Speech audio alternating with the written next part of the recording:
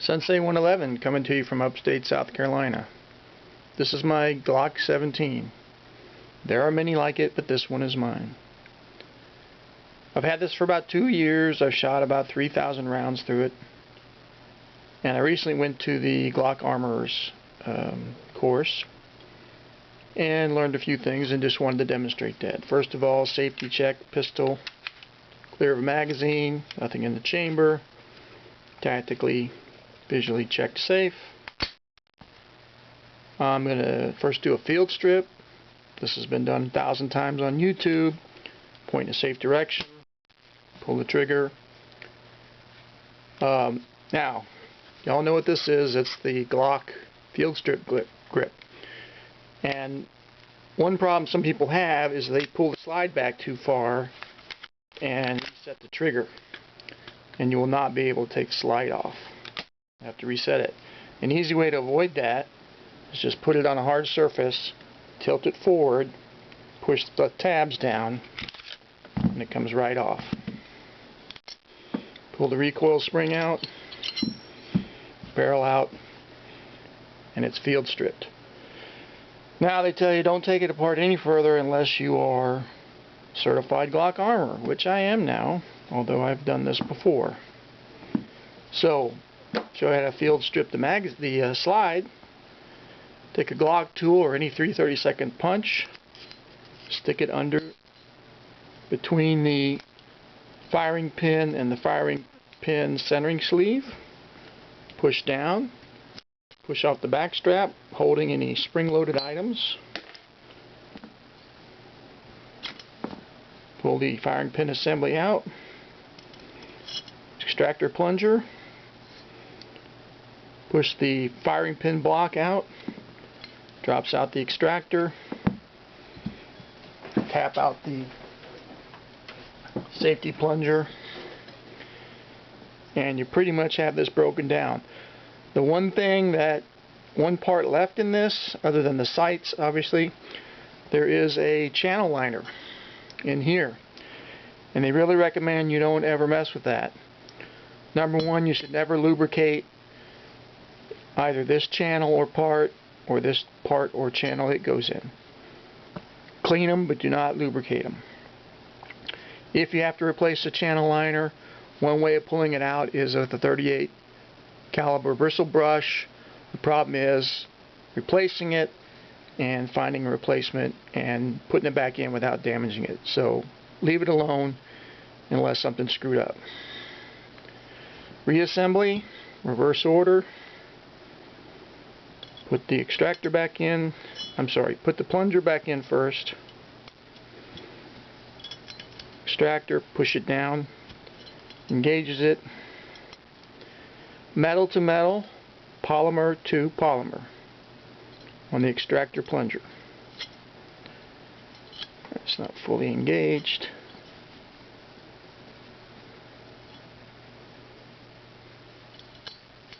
And I'm sure there are people that can do this blindfolded and faster and so forth and so on. I'm not really interested in it. Some further disassembly. Another trick is to take the spring and the spring clips off of this, put that in the channel backwards with the sear surface turned to the side, pull the spring down, and your cups fall off. And pull the spring off. And voila, now we're done. Put it back together, reverse order, put the spring on. Now this is the tricky part. Push the spring down, get one of the cups seated however you can, bring the other cup up on the other side, push it down along with the spring. Voila. Ready to go back in there. Put your back cap in, push down the firing pin. You'll need the punch tool to push down the ejector plunger. There you go. Frame disassembly. This is the first pin. because that's the first pin you push out. Modular trigger housing pin, little polymer pin, push that out. And you want to push it out from left to right. Reason being, on the trigger pin there's a groove. This is locked in by the slide stop lever. So you have to manipulate that back and forth for this to come out, and it'll come out very easily. Pull out the slide stop, pry out your locking block, pull out your trigger assembly. Trigger bar, trigger spring, always making sure that when you take it apart, put it back together, looking at it from the connector side, the curves of the spring look like an S. Okay. Connector, you can push that out. Really no reason to take it out, but if you need to clean it or polish it, Glock tool pushes that out as well. And you can leave that spring in there. Also, the extractor can pull out of it, but there's really no reason to mess with that either. If you have to buy a replacement, you can't just buy the extractor. They ship you the whole trigger housing unit, and it's like $5, so why bother? So back with the connector. Hook your spring back into the trigger bar. Twist it. Get the cruciform in there. And you've heard of the 3 Glock safeties.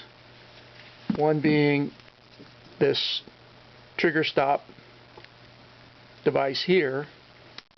The other being this firing pin block here. And you can test that. You push it down. Trigger goes forward, you see it protrude there, see the button pop up, you should be able to push on that and not slip over. That's the second safety. The third safety is this cruciform, which forms the sear against the firing pin. As long as that trigger is not pushed back, this cruciform will not push down in the trigger housing until it goes back, and also it's being pushed down by the connector there. So back into the frame.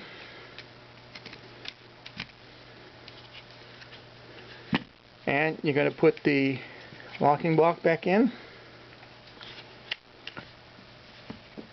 Put the small metal pin in first pin, and you're supposed to go from, same side you pushed it out from.